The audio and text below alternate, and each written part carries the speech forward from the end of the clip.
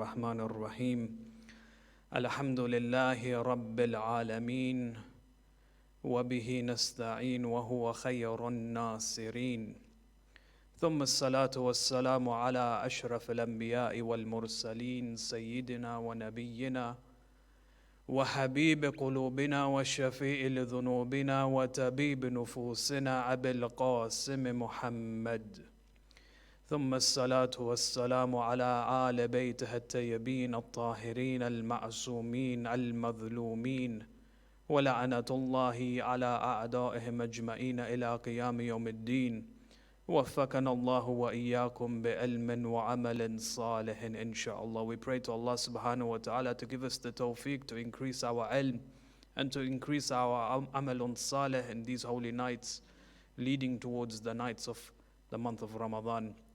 قال الله عز وجل في كتابه الكريم بسم الله الرحمن الرحيم ما عندكم ينفد وما عند الله باق آمنا به صدق الله العلي العظيم. Dear viewers, elders, brothers, sisters, assalamu alaikum wa rahmatullahi wa barakatuh. The ayah of the Holy Quran is a very, very interesting ayah. Within this ayah, Allah subhanahu wa ta'ala explains to the human being, He explains to the reader of the Holy Quran, whatever you have, مَا عِنْدَكُمْ يَنْفَدْ, it will be taken away from you. It will be taken away from you in a way that you will not be associated with it anymore. وَمَا عِنْدَ اللَّهِ بَاقٍ, and what remains with Allah and what is with Allah remains, and it will continue to exist. With regards to the ayah of the Holy Quran, the scholars came forward and began to discuss a very intricate discussion, a very intricate concept within the religion of Islam, and that is the concept of adama, the concept of glory, the concept of greatness. And they said that within the religion of Islam, according to the revelation, the sources of revelation, the Quran as well as the riwayat of the Ahl al-Bayt, even just basing it on the aql of the human being, we realize that there is two types of adama. There is two types of glory and greatness. The first type of adama is the adama which is given to the human being, but it is limited. Limited in the sense that it has a time frame. It is limited in terms of zaman. So I, as a human being living in this world, in this dunya, I have a time until I expire. Whether I live for 70 years, 80 years, 90 years, there will be a day in which I will leave this world. And the day I leave this world is the day that my adama comes to an end. And so according to the scholars, they came forward and they said that the first type of adama is the adama which is limited by time. It's a very interesting concept. When you look at the human beings in this world, when you look at history, you find that there are certain individuals who were given adama, they were given greatness, and they were given glory. And it's usually individuals who are considered to be muluk, who are considered to be kings and sultans, or the salatin that came before us. Those who used to rule either, for example, a small part of the world in an isolated part of the dunya, or individuals who used to expand their kingdoms and used to rule a good part of the world. Regardless, these individuals, they were known for their adama, they were known for their glory, whether it's through their wealth or their power, and so on and so forth. These individuals, the adama that was given to them, at one point in time, they had to leave it, they had to depart from it. So there are one of two options. Either the adama that is given to me, the greatness and the glory, whether it be through wealth or power or fame or whatever it is, it leaves me. I can stand before you as a multi-billionaire. Tomorrow, anything can happen to me wherein this wealth is taken away from me. It happened before, for example, in the financial crisis of 2007, there were millionaires who lost everything. They were bankrupted. Yes, so just because I stand before you as a rich, powerful person doesn't mean that tomorrow I'm secured with this. It doesn't mean that 10 years later I will still have the wealth that I have in my hands today. No, anything can happen and this wealth can be taken away from me. Or the second option is that I will leave this adama, this glory, this greatness that I have. I will leave this wealth, meaning that I will expire. I will leave this world and leave everything behind for my children and my relatives to inherit from me. So the first type of adama is the adama that has an expiration date. Just like when I walk into a supermarket and I buy a gallon of milk, for example, I know that this milk has an expiration date. In the same way, the wealth, the power, the fame, the influence that I have in society, all has an expiration date. This is an interesting story in history attributed to Alexander the Great. They say Alexander the Great, he was a king, he was a powerful general, he was a powerful ruler of the world. There was not a single army in the world that was able to conquer him. Towards the end of his life, they say towards the end of his life, when he was in his deathbed, he was inflicted with a marad, with a sickness, and he didn't survive this sickness. So he knew he was leaving this world. And towards the final days of his life, he came forward and he said that I have 3 wishes. 3 wishes that have to be carried out after I pass away. And of course, a dying person's wish is usually generally out of respect, out of akhlaq, it's adhered to. So they said to him, what's your first wish? He said, my first wish is when you carry my coffin, no one is to carry my coffin except for the doctors. The doctors who are treating me, they are to carry my coffins. So what's your second wish?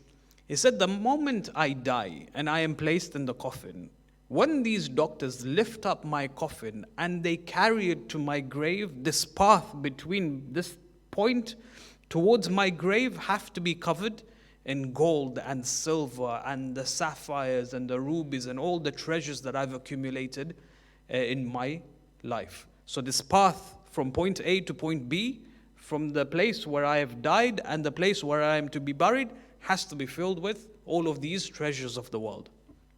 Ajib, it's very strange. They said, what's your third wish? He said, my third wish is that the coffin that I am buried in, make sure that the coffin covers my entire body except for my 2 hands. My 2 hands have to dangle out of my coffin. Very ajib, very strange wishes. So they said to him, what's the wisdom? I'm sure you've thought about this. What's the wisdom behind your 3 wishes? He says, as far as the first wish is concerned, if the doctors are to carry my coffin, I want the people of this dunya, the people who are watching me, to try and understand and acknowledge and come to the recognition of one very important thing. That no matter how good the doctors are, in terms of their knowledge and their skill, they are not able to treat anything and everything in the world. They do not have the cure for death. They will not be able to cure a person when death has been written for him. So as far as my second wish is concerned, I want the people to understand and recognize that I spent my entire life accumulating these vast wealth, these gold and silver and the sapphires and the rubies. I conquered lands so I could acquire this much power. But as I am being taken towards my grave, I want the people to understand I am leaving all of this behind, and not a single ounce of this gold or silver will enter my grave. So as far as my third wish is concerned, I want my hands to dangle out of my coffin. The reason being is because I want people to understand that I came into this world with nothing and I am leaving this world with nothing. When you read this historical piece of information, leaving aside the discussion whether he was considered to be a prophet or no, because you have certain opinions that have come forward to say that Alexander the Great was in fact Dhul Qarnayn. Leave that aside. That's not part of our discussion. Under the assumption that he was not even considered to be a prophet, you find that the human mind is able to understand this clearly. In the sense that we don't need revelation, we don't need ayat from the Holy Quran or even riwayat from the Ahl al-Bayt to come and explain to us that the azama that we have, the glory and the greatness that we have in this world will one day come to an end. That everything that is given to us within our hands, everything that we own from the material possessions has an expiration date. Our aql has this ability. Our aql, our intellect has the ability to come to such conclusions. And it's very interesting. A person, all he has to do, or all she has to do, is to sit down, find some time, and just use your mind.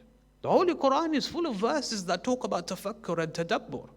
But usually what happens is that because we're not able to find the time to sit down and to just use our minds, just to use our thoughts, and our thoughts have a very powerful capacity and ability to just move from one thing to another, to the extent that you'll find yourself thinking about something so profound that you've never thought of in many years of your life.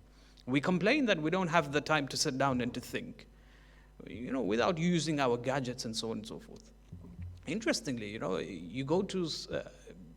you go somewhere where you need to get some work done. You sit down, you're in the queue, you're waiting for something, and you're waiting for a minute or 2 minutes or 3 minutes or whatever, however long you're waiting for. The first thing, naturally, what we do in this day and age is we take out our phones and we start playing with our phones. We check the messages that we've checked 1,000 times before, and we do all sorts of things with our phones. We play a game or whatever. At times it becomes necessary for us to leave behind our devices and to just think and to use our minds and to just ponder and reflect on certain things in certain areas of our life. The human mind has this ability to come to the conclusions that whatever we possess in dunya will one day leave us, that everything has a expiration date. And you realize, in fact, there's a very interesting narration, very, very interesting narration. There was a man who came towards the Prophet of Allah subhanahu wa ta'ala, the Messenger of Allah.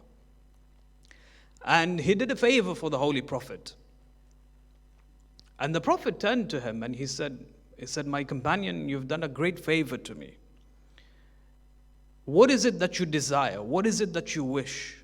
Tell me, I'll pray to Allah, and that will be fulfilled for you." Imagine, the Holy Prophet is giving this person a blank check. Ask for anything you want, and I will give it to you.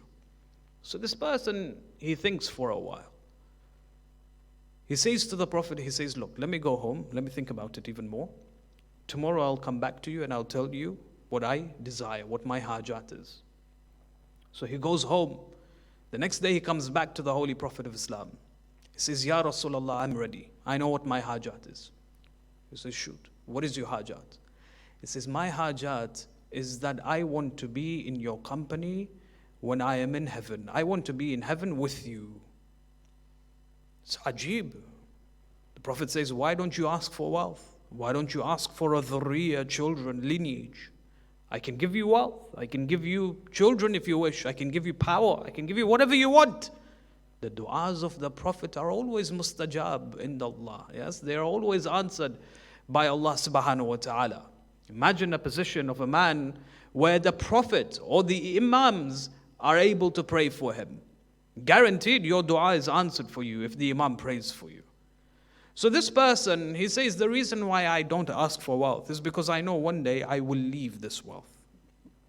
I will leave this world, I will die, I will move on, and all of the wealth that I have accumulated, it will leave me behind, and I will leave it behind. He says, as for children, same principle. Either the children will leave me before I leave this world, or I will leave them.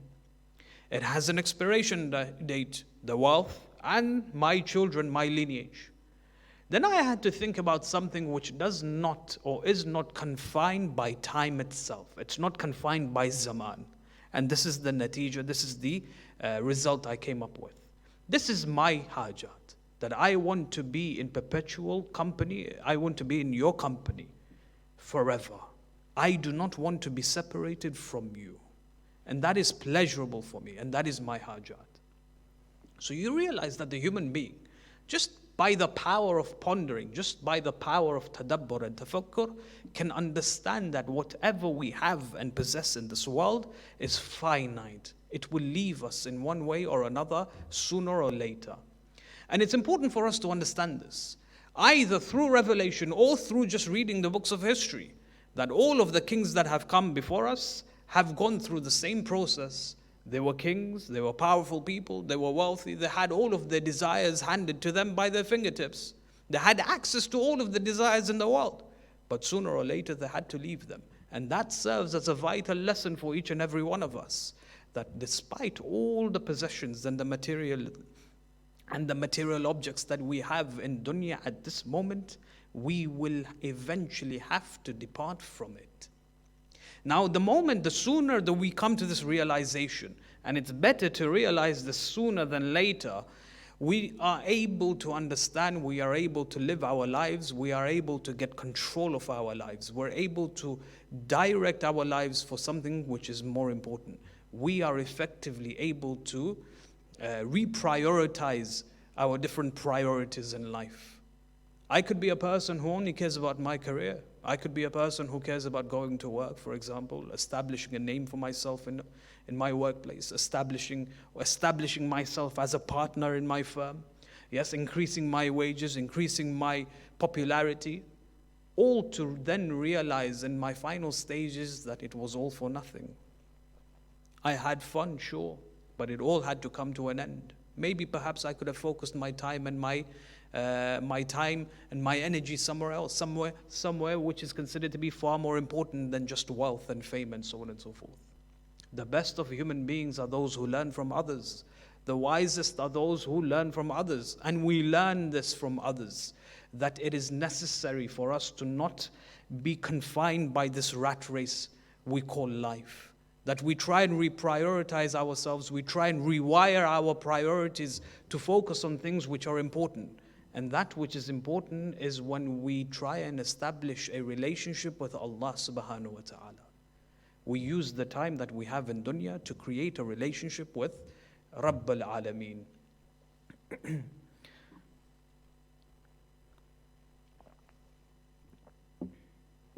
There's a very interesting narration. Historically, the Abbasid Caliph that went by the name of Muntasir Billah, that was his actual name, Muntasir Billah. He was the penultimate Abbasid Caliph, the second last Abbasid Caliph. So you can imagine the circumstances that he was living in. After him came one more, and after him the entire power of the Abbasid Caliph dissolved. So you can imagine that there was trouble within his own government taking place at that time. They say he traveled to Samarra. When he traveled to Samarra, he entered the shrine of Imam Hassan al-Askari and Imam al-Hadi alayhim as-salam. When he entered the shrine, he saw people flocked around the shrine. And of course, the shrine in that time, it wasn't as glorious as it is now, but it was still glorious in their own respected time. So when he entered the shrine, he saw people coming towards the grave, and they were performing the tawassul and the wasila of the Aimma alayhim salam, of the Imamain. They were praying to Allah through these Imams, Ya Allah, through these Imams, answer my hajats. There were people crying, there were people reciting dua, people reciting ziyarah, people reciting all sorts of Quranic verses and so on and so forth. It was a very lively, very busy place to be. And after he finished whatever he had to do in that particular location, he then turned towards a different place. And he went to the graveyard. And the graveyard was where all the Abbasid Caliphs were buried. When he entered the graveyard, he saw that the graves were not looked after. He saw that the graves were demolished. He saw that animals were coming and relieving themselves on top of the graves. There was a stench that was coming from there. There was, it was a horrible scene to be in. When one of the wazirs of Muntasir Billah saw this, he says, what is this? These were the muluk of our times. Yes, these were the muluk before us. These were the kings. They ruled a good portion of the world. Now look at them. Their graves, they're not clean. The gravestones, they're demolished, they're broken. Whereas those two, referring to Imamain, Imam al-Hadi and Imam Hassan al-Askari alayhim as-salam, those two, they were confined in their homes, and they were not considered to be rich. They were not considered to be famous. They were not considered to be, for example, the most prominent individuals in society. But these were our kings. So he turned to Muntasir Billah and he said, what's going on? Why is there such a discrepancy? These graves are meant to be the graves that are elevated from the ground. Muntasir Billah, he responds, he says, listen, this is one of the secrets of Allah subhanahu wa ta'ala. This is sirr al-ilahiyya. This is something that we don't understand. This is a secret from Rabb al-Alameen, Allah subhanahu wa ta'ala. In the sense that we then come to the idea that there is another form of azama, there is another form of greatness and glory, which isn't given by this world, it is given by Allah subhanahu wa ta'ala. Allah Azza wa Jal gives His servants, a hand-picked individuals in this life, certain forms of greatness and glory. And this greatness and this glory, this adama, is that which remains. It does not subside over time. It is not confined by time, by zaman. It lives on. It's as if this person who has been given adama by Allah is effectively immortalized. This person is now an immortal. Immortal in the sense, not physically, but his name lives on. His name lives on in our hearts. We find this in history. Very interestingly, we find this in history. If I was to ask a very simple question, and I ask you, and I say to you, name me the richest person in the world today. You'll say, well, the richest person in the world today is Jeff Bezos, the owner of Amazon. We know this. I say, who was the richest person 50 years ago? You'll be scratching your head. We don't know who the richest person in the world 50 years ago was. Who was the richest person 100 years ago? Who was the richest person 150 years ago? Who was the richest person 700 years ago? We don't know. History has forgotten them. History does not recollect who the richest men in the world were from century to century. That's something for us to think about. Who was the most powerful man 700 years ago? We don't know. History hasn't, for example, told us. Or perhaps history does tell us, but it's not important for us to know. But then I ask you another question. Name me some of the ulama in our madhab, or from our madhab. You will ask me, or you will tell me, you will give me many different names. You will give me the name of Sheikh al-Kulayni, who lived over 1,000 years ago. You'll give me the name of Sheikh al-Tusi, who lived 1,000 years ago. You'll give me the name of Sheikh al-Saduq, who lived many centuries ago. You'll give me the name of Sheikh Ghashif al-Ghita, for example, who lived many centuries ago. You'll give me all of these prominent names who built up our madhab. Yes, these aren't the richest people in the world. These weren't kings of the world. These weren't, for example, people who used to govern parts of the world. These were very simple people who focused their lives in gaining knowledge. They gained knowledge, they used their knowledge, they practically applied and integrated that knowledge in their lives. And for that reason, Allah gave them some of His adama, which makes them immortalized, which makes them remembered until even today. That even today you find people like, for example, Sheikh al-Ansari, who lived a couple of centuries ago, is remembered by millions across the globe on a daily basis. And yet this is a very simple man. They say that when he died, they say that when Sheikh al-Ansari, rahmatullah alayhi, when he passed away, he had no assets, no properties, nothing. The only thing he left behind were his two daughters. To the extent that his two daughters did not have enough money to even look after or even organize a Fatiha for him.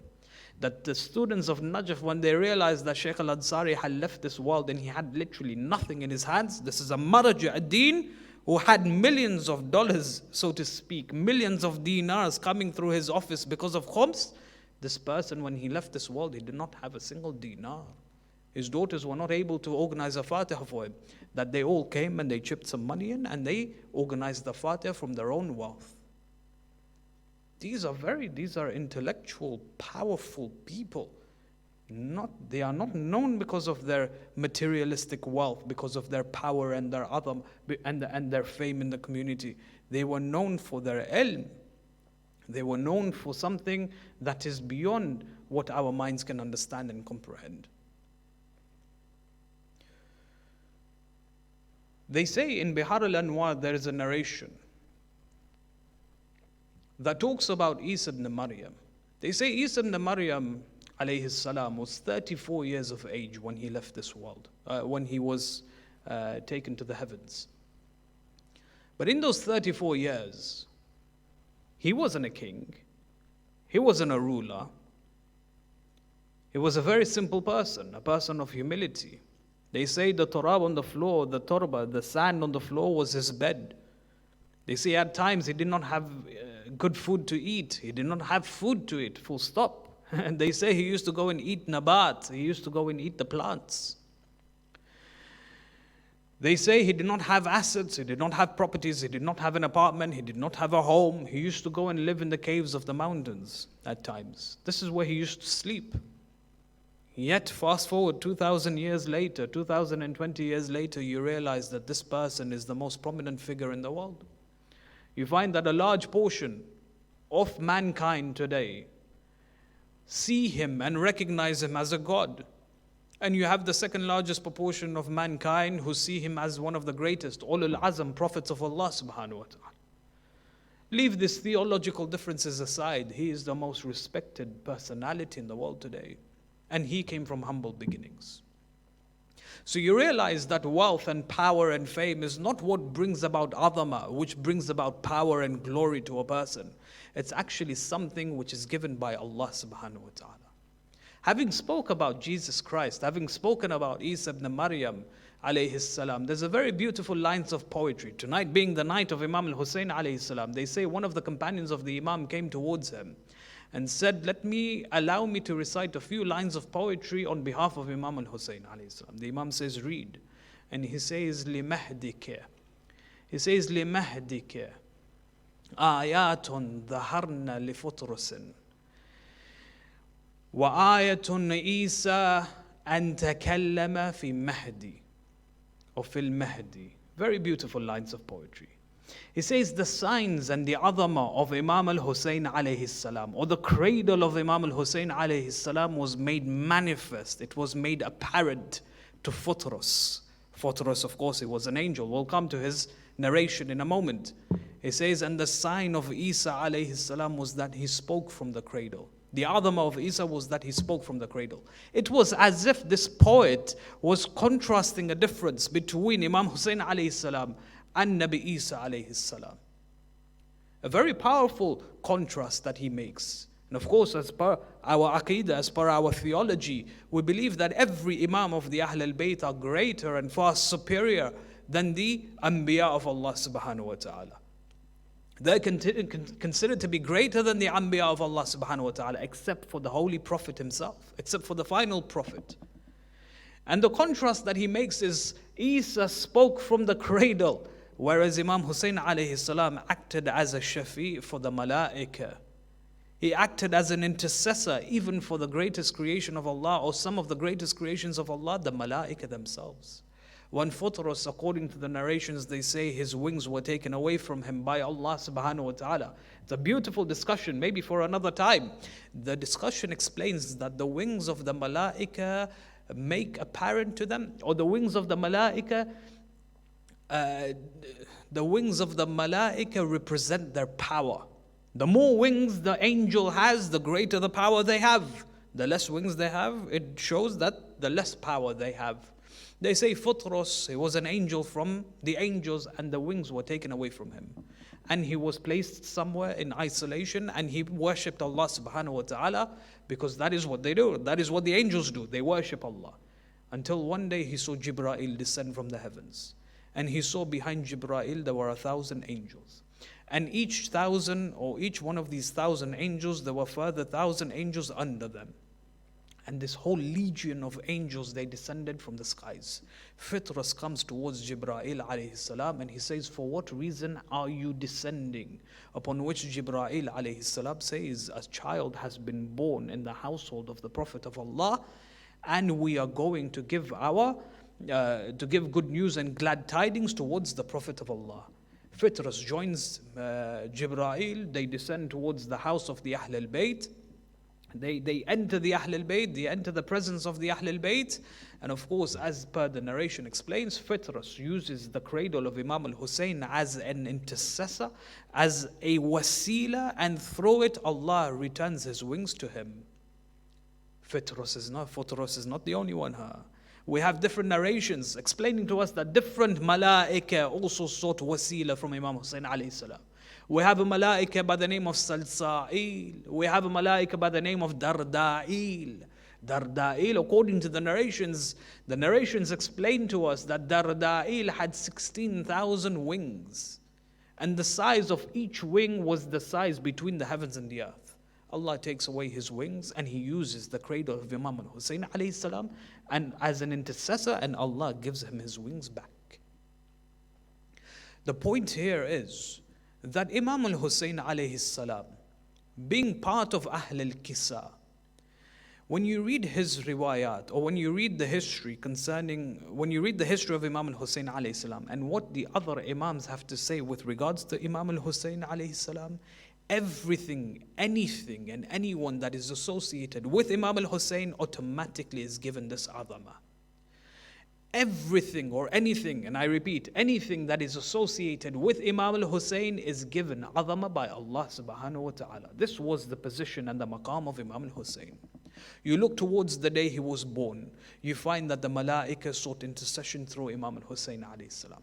The day he was born, the time of the 3rd of Sha'ban, as per the famous narrations, is given azama, it's given greatness, it's given glory. This night, tomorrow day, is a holy day, and there are certain amals to be recited. Why? Because it is a spiritual day. You turn towards the death date of Imam al-Husayn alayhi salam. The day of Ashura, again, it becomes a sanctified day. That time, the 10th of Muharram, is a holy day. Yes, it's a spiritual day. And you find that there are many amals to be performed on the day of Ashura as well. Why? Because of its association with Imam al-Husayn alayhi salam. From amongst the greatness of the amal is to shed tears, is to lament for Imam al-Husayn alayhi salam. As per the narrations, it explains that a person who sheds a single drop of tear, the size of a wing of a fly, Allah will forgive and dissolve all of our sins that we are burdened with. Whether they are big, whether they are small, whether they are light, whether they are heavy, whether they are the size of the oceans and the seas, Allah will forgive all our sins. Why? Because of our tear that we shed for Imam al-Husayn. Again, there's the idea of the association of Imam al-Husayn alayhi salam. So you find that time itself is sanctified because of its association with Imam al-Husayn, the day of his birth and the day of his death. You come towards the land of Karbala. Karbala is a sanctified land. It holds sanctity. Yes, it has Qudsiyya. Why? Because of its association with Imam al-Husayn alayhi salam. And you refer to the riwayat of the Ahl al-Bayt that encourage the mu'min to spend from his wealth, to go towards Karbala, to enter the shrine of Imam al-Husayn and to perform his ziyarah. All one has to do is refer to Kamil al-Ziyarah and read the beautiful ahadith of the merits and the excellences that a person enjoins, that a person receives from Allah subhanahu wa ta'ala when he goes for the ziyarah of Imam al-Husayn alayhi salam.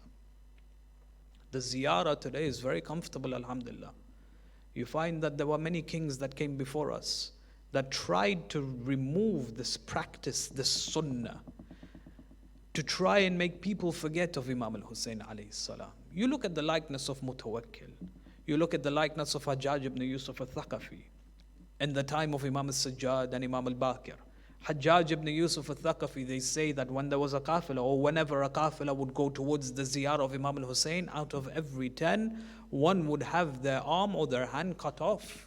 Their hands or their arms would be severed just because of what? Of their motivation to go and perform the ziyarah of Abi Abdullah alayhi salam. You look at the time of Mutawakkil and the time of Imam al-Hadi, the 10th holy Imam alayhi salam. They say Mutawakkil, he was the most severest of the Abbasid Caliphs. His hatred for the Ahl al-Bayt was known, it was manifest. Yes, he tried to prevent the people to go towards the ziyarah of Imam al-Husayn. He would kill some of the zawar, he would imprison many of the zawar. He would cut the limbs of many of the zawar. Alhamdulillah, today it's very easy. We can go and come back without even thinking about our lives being in danger. What's even more fascinating is what Imam al-Sadiq alayhi salam has to say with regards to the ziyarah of Imam al-Husayn. You find that the Imam alayhi salam, he says, even if your life is in danger, never drop, never forget the ziyarah of my grandfather Abi Abdullah alayhi salam. And of course I'm paraphrasing. It's a very, very profound statement that the Imam is making. You see, at times in the religion of Islam, when I know that by performing a particular task, if I was to perform this particular task, I know that my life will be in danger. I don't have yaqeen that my life will be taken away from me. I have ihtimal, I have 60% chance, or I'm sure 60% or 70% that by performing this particular task, my life will be in danger. My aql stands forward and tells me this becomes haram for me to perform. Can this be applicable to ziyarah? I say absolutely. The fuqaha even say absolutely. They say if you know that by going for the ziyarah of Rasulullah in Medina, your life will be taken away from you and you are putting your life in danger, it doesn't become recommended. The ziyarah does not become a recommendation for you anymore. Yes, that mustahbabat, that istihbab is removed. It tells me that it is forbidden for me to go for the ziyarah of Rasulullah. Why? Because my life is in danger. But when it comes to Imam al-Husayn alayhi salam, Imam al-Sadiq gives the exception. He says, except when it comes to the ziyarah of Imam al-Husayn alayhi salam. And that's why you found many people, they were fearful for their lives, but they never stopped the ziyarah of Abi Abdullah alayhi salam. Does that mean that the ziyarah of Abi Abdullah is greater than the ziyarah of Rasulullah and Amir al-Mu'mineen and so on and so forth? No. It means that the ziyarah is unique. The ziyarah of Imam al-Husayn alayhi salam is unique. All of the ziyarats are unique. It doesn't imply that one is better than the other. But there is a special exception that is made for the ziyarah of Abi Abdullah. In fact, the narration says that the more dangerous or the more danger you face going for the ziyarah of Imam al-Husayn, the greater the reward that is given to you by Allah subhanahu wa ta'ala. So you find that the ziyarah of Karbala, the land in which Imam Husayn alayhi salam is buried in, is a sanctified land, is land which is considered to be holy. Even the turba that surrounds the dhari of Imam al-Husayn is considered to be sanctified. It's considered to be holy. Why? Because of its association with Imam al-Husayn alayhi salam. They say one day Muhammad ibn Muslim became sick. He was so sick that he was bedridden. Imam al-Sadiq alayhi salam had not seen him for a long time. So he asks one of his companions. He says, where is Muhammad ibn Muslim? Say, Ibn Rasulullah, he's fallen sick, he's got a fever, and he's bedridden, he can't move, he can't get up, he can't stand, he doesn't have the energy. The Imam gives this companion something called a sawiq, something edible. He said, go and give Muhammad ibn Muslim this sawiq and tell him to eat it. So this companion goes towards Muhammad ibn Muslim. He says, this has been given to you by your Imam, and your Imam advises that you eat it. So the Imam takes it, he eats it. Within a few moments, he stands up on his feet. He gets his energy back. When he sees that this person has got his energy back, he says to Muhammad ibn Muslim, he says, now that you're on your feet, go. Your Mawla has called you. So Muhammad ibn Muslim goes towards the Imam alayhi salam. And the Imam looks at him and he says, Muhammad ibn Muslim, did you eat what I gave you? He said, yes, absolutely. He said, did you know what was in it? He said, no, Ya ibn Rasulullah, I don't know what was in it. He said, oh Muhammad ibn Muslim, I placed within it something from the sands of the shrine, something from the shrine of Abi Abdullah alayhi salam.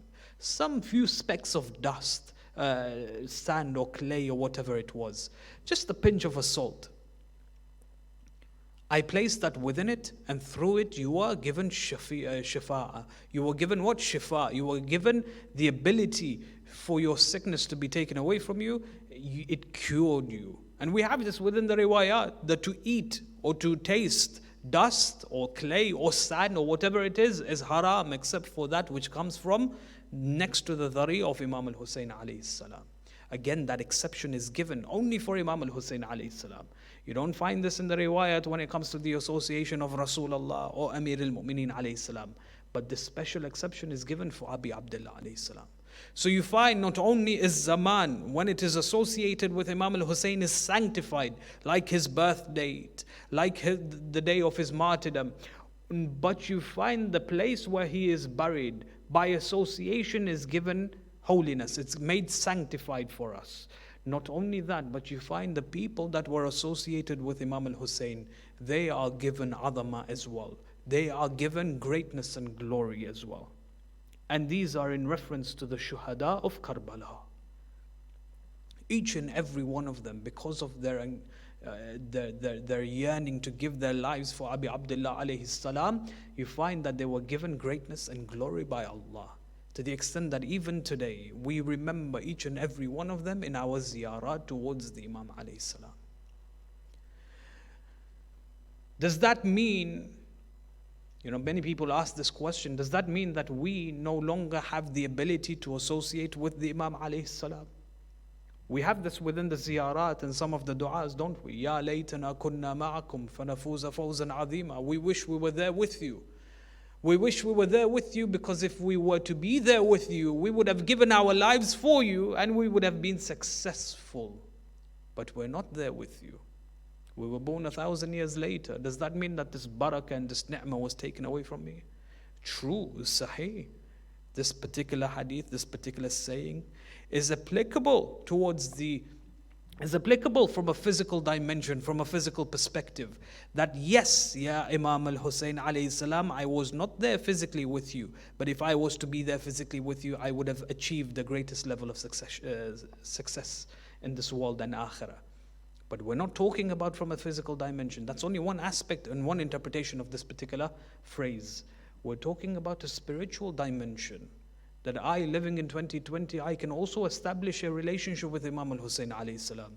I can be associated with Imam al-Husayn alayhi salam, as long as my ideas and my thoughts, my behavior, my akhlaq, the way I carry myself in public and private, the beliefs that I have, the disciplines that I develop in my life, the principles that I hold truth towards, if it's in line, if it's in tune to the behavior and the akhlaq and the principles and the disciplines of Imam al-Husayn alayhi salam, I am automatically associated with him. And whenever I am associated with Imam al-Husayn alayhi salam, I am recipient of some of the azama of Allah subhanahu wa ta'ala.